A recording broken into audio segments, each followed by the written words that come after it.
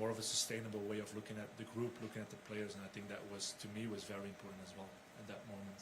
Will you go back to when you took over as interim, though, when he was released? What was that like? I think that was, I tend to say, looking at the group, seeing the group the day after is the same way as I look at the group right now.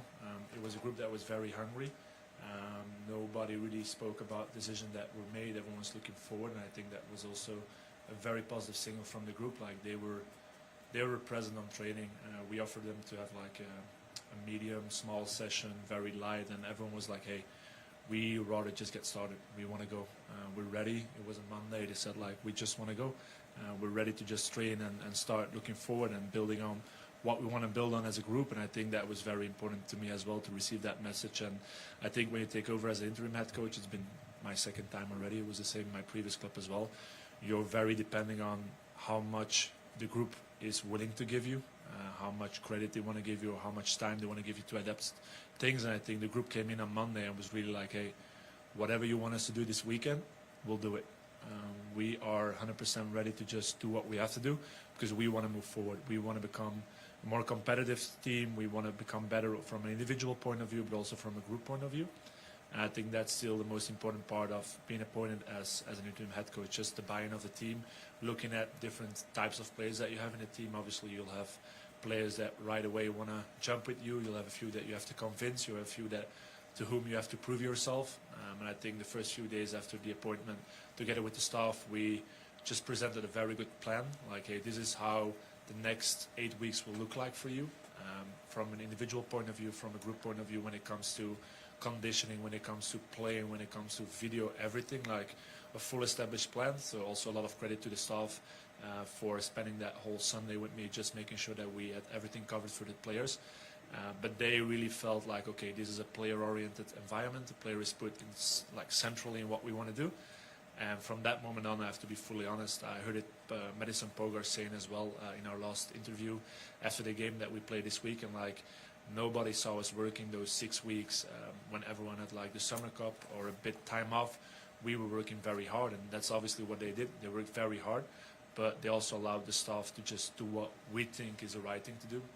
And I put the emphasis on what we think. Obviously, everyone has a certain way of working. We introduced our way of working, and we have to be honest with the group, like they went all in straight away, and they're still doing it on a daily basis, and I think that's just very important. Was there a moment as a club that you knew Jimmy was going to be your long-term solution here?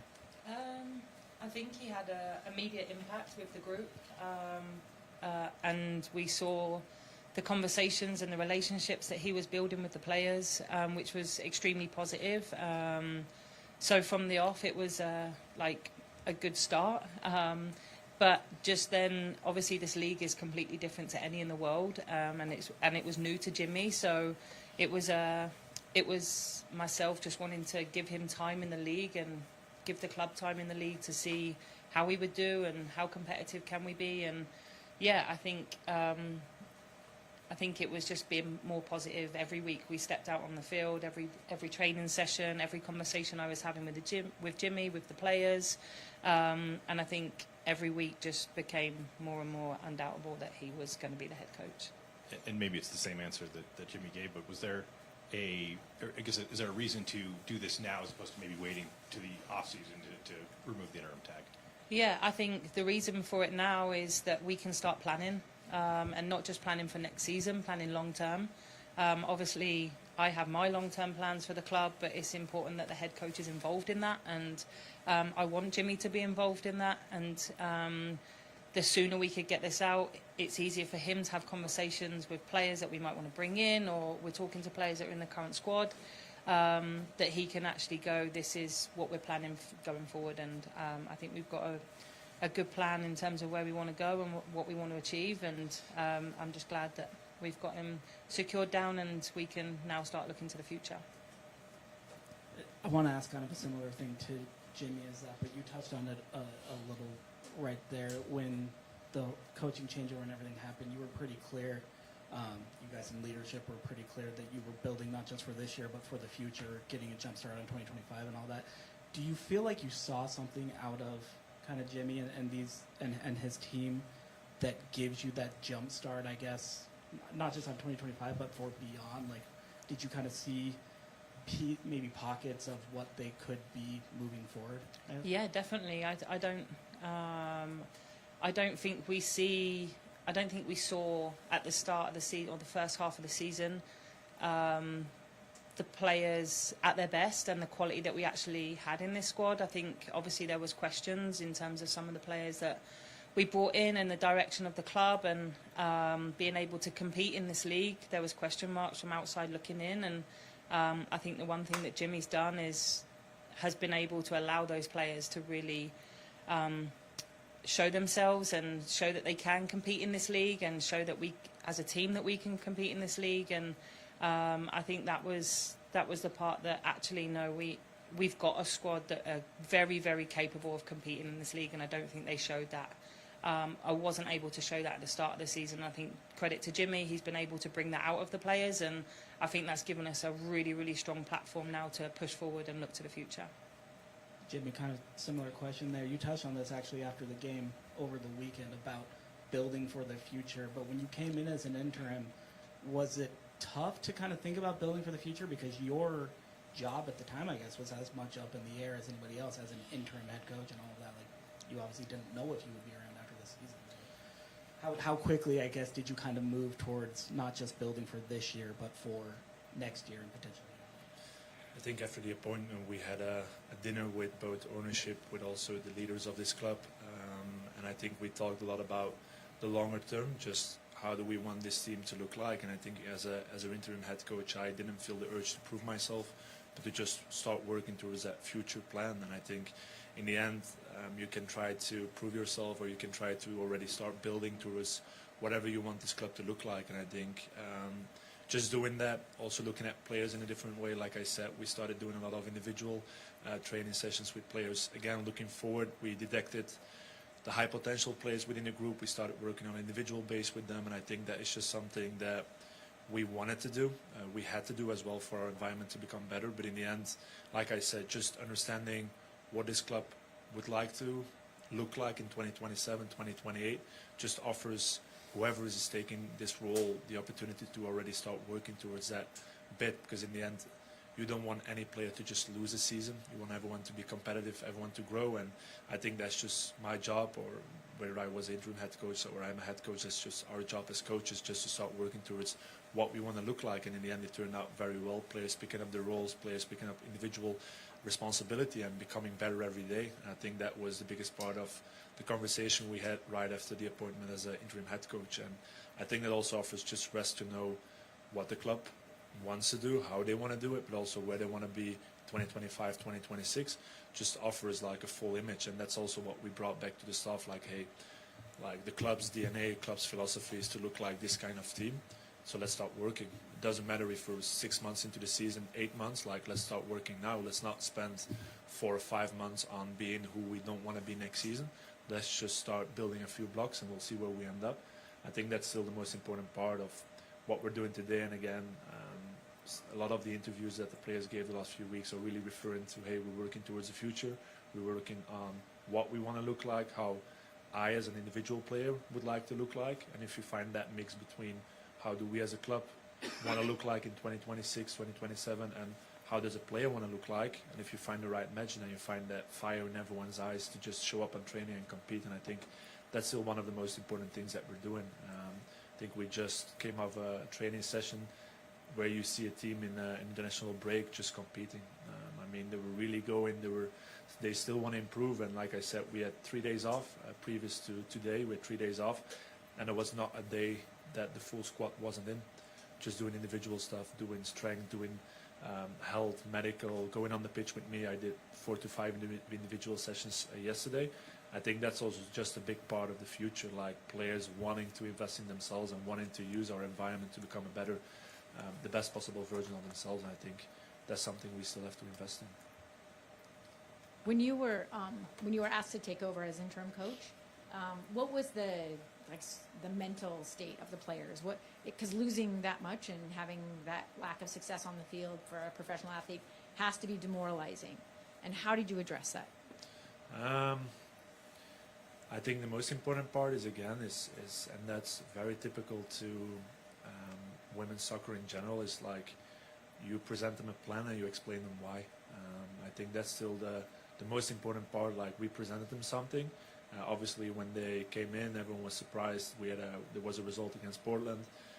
We had a few things going on, and players were like, "Okay, this is something new. This is happening. How do we react on it?" But I think straight away it was a presentation, but from Kelly, from myself, like, "Hey, this is who we want to be, and here is the why." And once we started explaining the why, you saw just players in the room going like, "Okay, this is something I can buy into. This is something I can work with." And again, I think that's just the most important part. Like it's not how hard the hit is, but it's just like what does the environment going to look like for me in the upcoming weeks. And I think the good thing about the staff, about the club, is that straight away, I think less than 12 hours after everything happened, we were able to just show them like, hey, this is where we're going towards with you guys. This is our plan, and this is our direction, and this is how we're going to do it as well. I think just being able to show that to the players also gave them the opportunity to just turn the switch, keep on going. And obviously I think it was also looking at the time, you had 1 week where you had a game, then we had the week off. Every player had a week off. I think that offered also just mental rest, mental physical rest. And after that week, just the first training day, it was again like presentation. It was not a week off for the staff, so everyone was in just working a whole week, just trying to put together a plan like, okay, again, from June until the end of September, this is what we're going to do. We presented to every player. We also presented how we're going to work on IDP stuff, how we're going to do individual work, how we're going to do video, how every individual staff member will have an impact on their career. And again, from the first day on, they were just like, okay, let's do it. I think that was just a very important moment for the group as well to make that switch. You didn't have to do very much emotionally. Did you pick your chin up? I think it's within my nature to communicate a lot with players on an individual base. I think that was the first thing I did in the 3 days after my appointment. I called every player in. And from what I saw so far, and obviously I only saw a week or 2 weeks of training, I told them like, hey, this is what I think your role will be in the upcoming weeks. Are you willing to take up this role? Like, this is a responsibility that I give to you. Yeah, this is what I expect from you. You can express your expectations with me. I'll write everything down and we'll find a match, and that will be our working relationship. And I think, again, that's just something I do on a daily basis, just talking a lot with players. And I very often also get asked questions about my age. Like, a few players are older than you, more experienced than you, and that's true. That's perfectly okay. But as long as you have a good relationship with them and you understand where they want to go and they understand where I want to go, and we both, on both sides, we get to prove how we're going to do it, then I think you just establish a very good relationship. And I think that's just very important. Like, players like Claudia Zornoza, but also Chloe Lacazette, like, just involving them in the things that I would like to do. I will never ask for approval. I will just ask them like, hey, do you feel good doing this? Do you feel okay? How do you feel? Because in the end, they're going on the pitch and they have to execute whatever we think is the best thing to do. And if they don't feel comfortable, we might just adapt slightly or have a look at how we can do these things differently for every player to feel comfortable and competitive. I think that's just something we'll have to keep on doing, and just have a good relationship, talking, communicating, and then obviously when a player doesn't accept the role, then there is a decision that we have to make, because we want everyone to feel, one, really well in our environment, competitive, and also give the feeling that they're growing as an individual. And if one of those three elements doesn't work anymore, then there is just something going on in our relationship, and then we have to find solutions. So I think that's just an important part of how we work as coaches, as an organization. Jimmy, you've referenced the potential of this team in the future, the plan that you have for them. As a head coach, what do you like about a challenge? The challenge specifically of taking basically a brand new team and turning them into an eventual championship contender. That's everything you like as a coach. I think not only as a coach, but also as a player. Like, I think back in Belgium as well, but here as well, I think our main phrase as a staff is that we want to create the most powerful and challenging environment for every player and staff member. And even as staff members, like on a daily basis, we should be improving.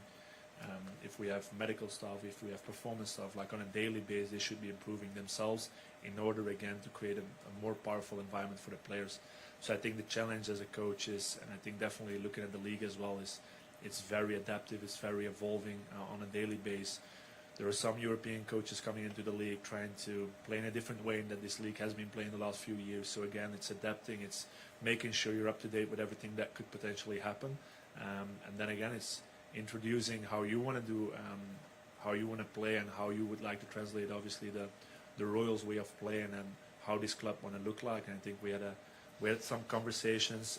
I had a very interesting conversation with Jason as well, looking at what is the philosophy. Do we want to develop players? Do we want to have just buy players? What do we want to look like? And if you find that good mix of, okay, this is what we want to be, this is how we want to look like, and then you can translate that to the staff and the players, that's how you create challenges for yourself and for players. And I think that remains, to me, that remains the basic energy that you have to give to a group, challenge them on a daily basis.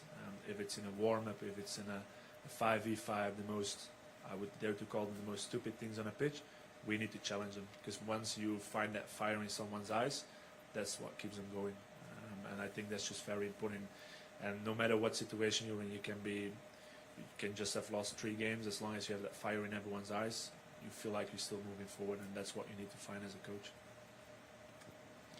Kelly, what values had you identified, results aside, which are difficult to argue with, what values had you identified as crucial for the head coaching position, and how did you see those in Jimmy? Yeah, of course. I think the biggest one is just relationship with the players on an individual aspect, knowing that they were, yes, a part of this process, but how were they a part of this process in terms of where we want to go, but also for them to understand where they fit in this structure and in this team, and that relationship with the head coach is so important. Because they have clarity on their role, they have clarity on the structure that we're going to play. So that was the key piece for me, really finding someone that was really player-centered, and then just making sure that was somebody that was really going to invest in these players, and it wasn't just about them, it wasn't just about the club, it was actually about every day what we do with these players, from an individual aspect. Like I said, Jimmy's mentioned a number of times, like the individual development programs that he's producing for players. It's not just on pitch, it's film analysis, it's gym, it's psychological support, it's nutrition support. So from a whole IDP point of view, like, he's really honing in on the players, and I think that's what's really given him the belief to get the results on the pitch. But yeah, it was finding someone that was really player-centered and that was going to bring the best out of these players. Thank you. And as I said, impossible to argue with results both in Belgium and here so far. But do you have an answer for a small segment of the fan base who is disappointed that they don't have a female head coach leading the team?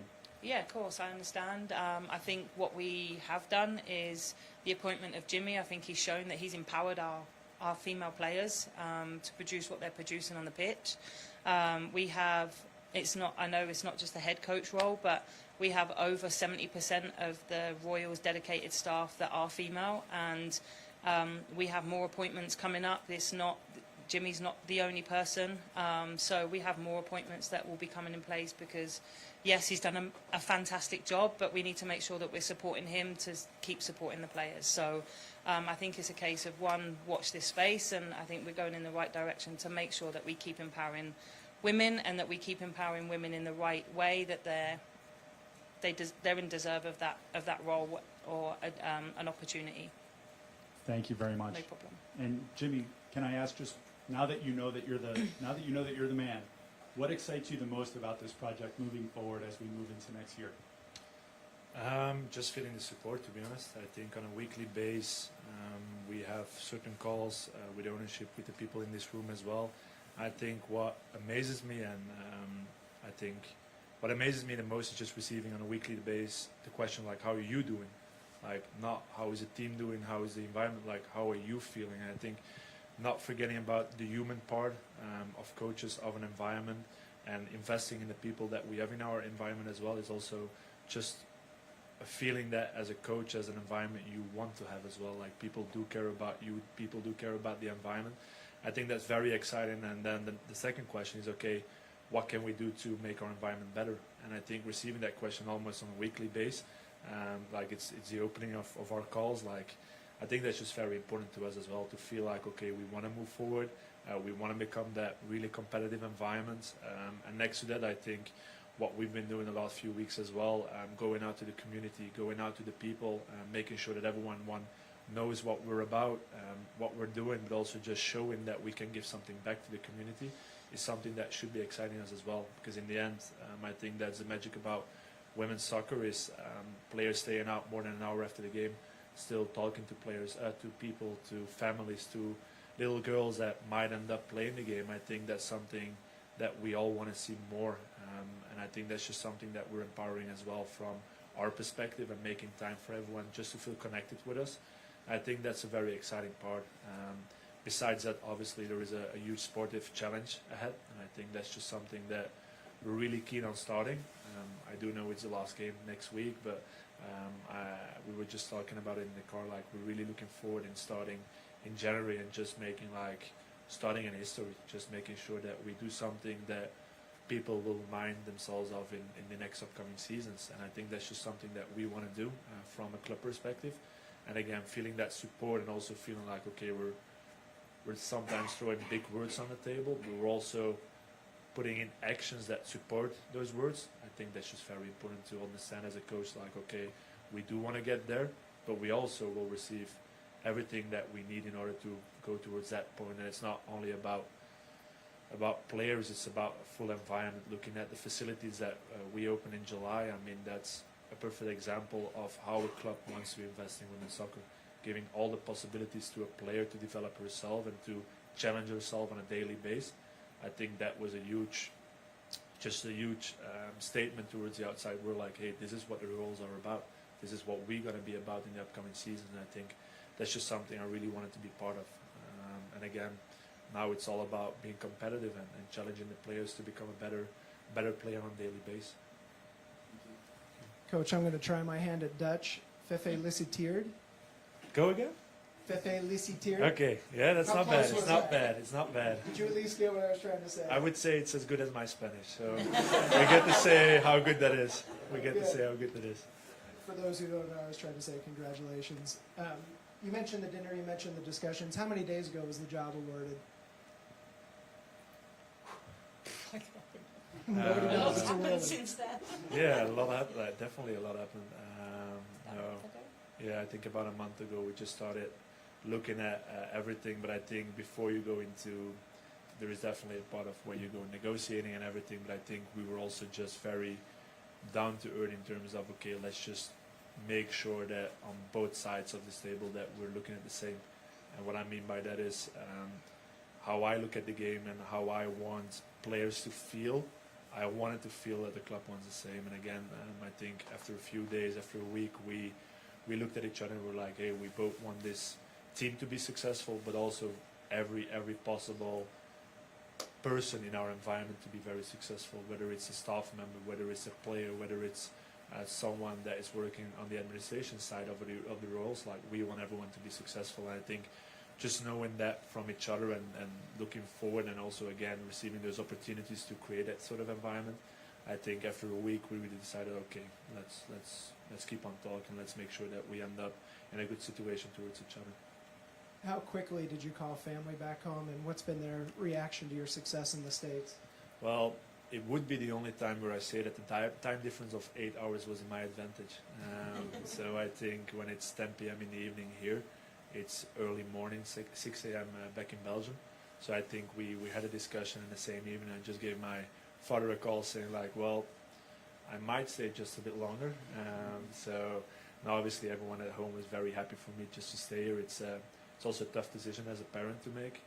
Like, knowing I was going on an adventure, and you start an adventure as saying, like, well, I'll be back in 1 year and a half, and you end up saying, well, that might be just a bit longer, I don't know. And I think it even turned into, well, I really like it here, so I might just be even longer than what everyone's thinking. I would like to stay there. So again, I think that's just something, looking back at my environment, looking back at my parents as well, I think what they did very well is challenge me also on a daily basis. I think I'm a very good representation on the way that I was raised as a person.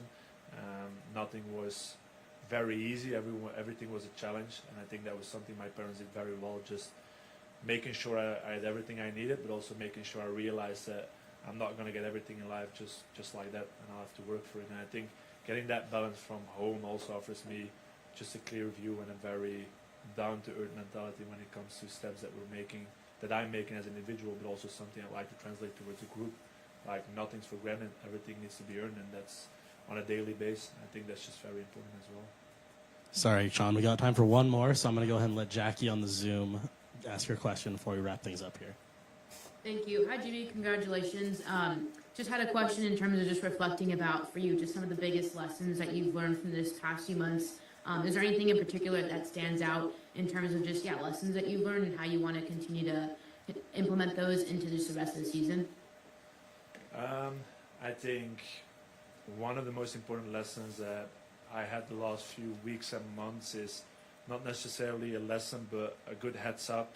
And what I mean by that is the communication part and being able to communicate in an authentic way with players is, in the end, is very important.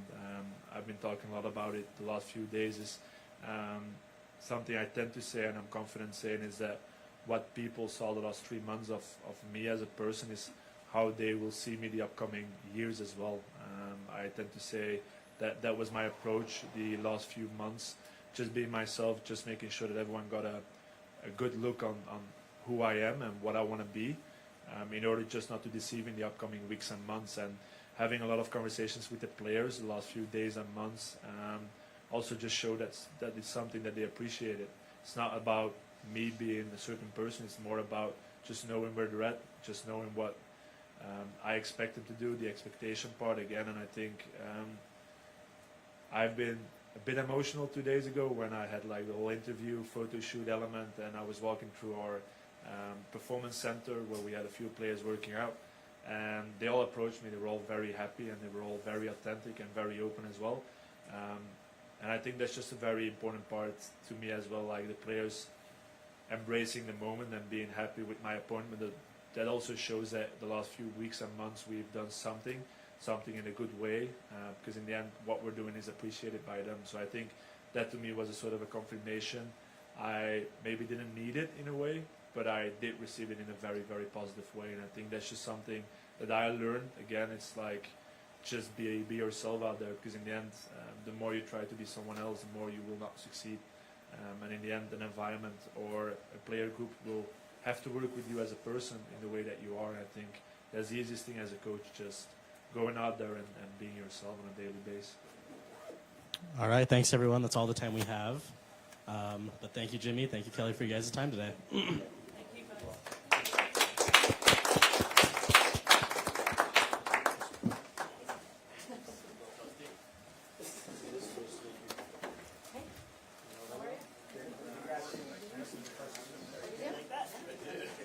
Wasn't quite the heart transition.